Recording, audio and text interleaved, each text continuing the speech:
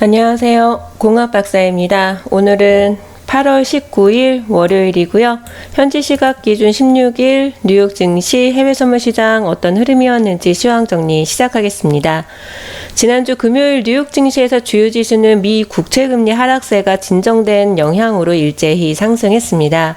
지난 14일 아래의 공포가 또다시 시작되나 하는 시장의 우려와는 달리 2년물과 10년물의 금리 격차는 정상화된 뒤에 격차를 6베이시스 포인트 수준으로 확대했습니다. 또한 최근 소매 판매 지표 등의 미국의 주요 경제 지표가 양호했던 점, 그리고 독일 정부는 경기 침체 시 균형 재정 기조를 포기한다라는 보도 또한 금리 반등을 지지한 것으로 보여집니다.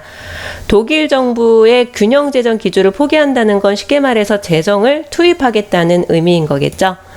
거기다가 미국과 중국의 무역 갈등 관련해서도 트럼프 대통령의 긍정적인 발언으로 인해서 시장의 공포 심리는 다소 완화된 모습이었습니다.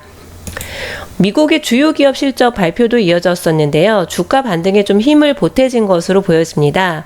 지난번에는 제가 유통체인 업체인 월마트의 호실적 발표 공유 드린 적이 있었죠. 이날은 반도체 제조기업 엔비디아가 긍정적인 성적표를 내놨었습니다. 이로 인해서 주가 반등에 좀 힘이 보태진 거고요. 업종별로는 모든 업종이 오른 가운데 산업주, 기술주, 그리고 금융주가 가장 많이 올랐었네요. 지난 금요일 다우지수는 1.2% 상승했고요. S&P 500 지수는 1.44, 기술주 중심의 나스닥 지수 1.67% 상승 마감했습니다. 한편 국제유가는 금리 하락세가 진정되면서 금융시장에 좀 극심했던 위험자산 회피 심리도 다소 누그러들면서 0.7% 상승 마감했습니다. 미국과 중국의 무역협상 관련해서도 긍정적 소식이 들리면서 상승에 영향을 주었지만 오펙의 월간 보고서 공개가 있었죠. 원유 수요 증가 전망치를 또다시 하향 조정한 데다가 미국의 원유 채굴 장비수도 늘어난 점, 이런 두 가지 점들이 상승폭을 좀 제한한 것으로 보고 있습니다. 미국의 원유 채굴 장비수가 늘어난다는 건 미국의 산유량이 증가할 수 있다라는 그런 의미를 가지고 있는 거고요. 또한 오펙의 원유 수요 증가 전망치는 최근 석 달간 두 차례나 하향 조정했다는 것은 그만큼 세계 경제의 불확실성에 여전히 크게 보고 있다는 것으로 풀이해 볼 수 있을 것 같은데요. 앞으로 공급 우려와 수요 둔화 우려가 맞서고 있는 만큼 어느 쪽이 더 우려감이 커지느냐에 따라서 공급 우려감이 더 커질지 수요 둔화 우려감이 더 커질지 좀 지켜봄직하겠지요. 국제 금값은 반대로 0.5% 하락 마감했습니다. 미 증시가 반등을 했고 달러 가치 또한 상승한 데다가 차익 실현 매물이 나온 것들이 금값을 끌어내린 것으로 보고 있습니다. 지난 금요일에는 나스닥 지수 검증 영상을 공유 드렸었습니다. 3분봉 기준으로 본다면 제가 TW 변곡점 매수 신호를 놓쳤었다 말씀드렸었죠. 그래서 단타 매매 기법인 CP 기법으로 매수 진입을 해서 자정 조금 넘어서 영상을 종료를 했었는데요. 이후에는 큰 움직임 없이 좀 박스권 모양을 좀 가지고 있었던 것 같아요. 가장 최적의 시점에 제가 영상을 종료한 것처럼 보여집니다. 좀 매수 추세를 기대해 볼 수는 있지만 금요일이고 해서 좀 일찌감치 마무리하겠다라고 말씀을 드렸는데요. 결국에는 오늘 아시아장, 유럽장에서 꾸준하게 상승하는 모습을 보여주고 있습니다.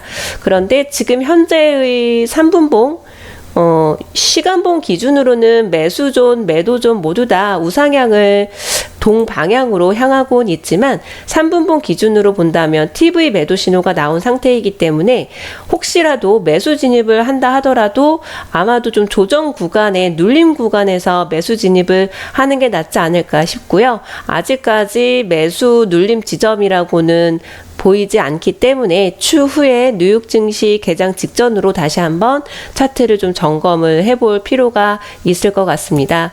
그리고 크루드 오일은 지금 박스권을 유지를 하고 있는 모양인데요.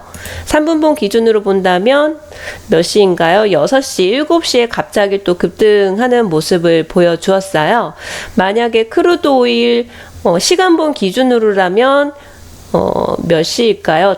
55.21에 매수 진입을 하는 게 정석으로 매수 진입을 한 거였고요.